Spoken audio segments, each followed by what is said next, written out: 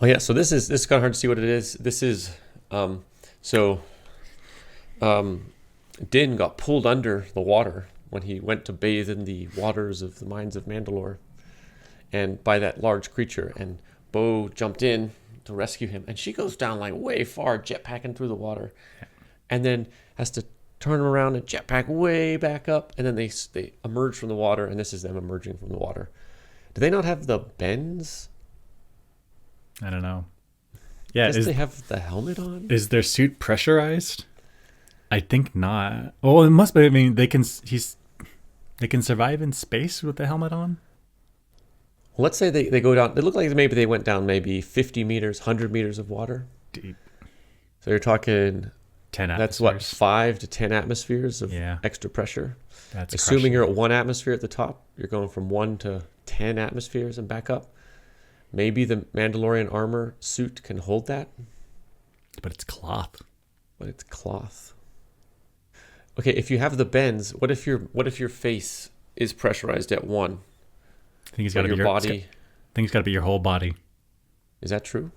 Yeah. So I guess so I guess first of all, what is the bends? The bends is when you surface from deep depths of water, you do it too quickly. The differential pressure, I think, of the nitrogen in your blood causes them to form little bubbles, and now you have bubbles in your bloodstream. That's not good for your bloodstream. It needs to have a continuous fluid so that it can push it. If you get an air bubble, it can squish instead of flowing. If that gets into your brain, now you have problems. So that's the bends. So one thing is, I think it needs to be your entire body pressurized, because unless you have your entire body pressurized, then say if I have my hand unpressurized, then I could have that nitrogen nucleation of bubbles, and that could happen there and then travel anywhere else. So I think you have to be your whole body. That being said, So I think it also has to be a fast transition.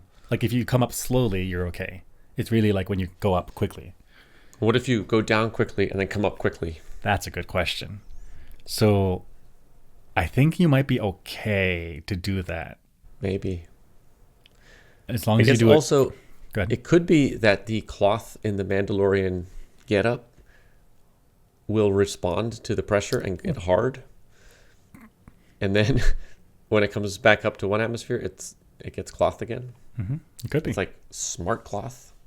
I mean, possible, because these are some of the best warriors in the galaxy, and they've acquired some of the best tech. Like they're not doing physical swords everywhere. Like they've got tools.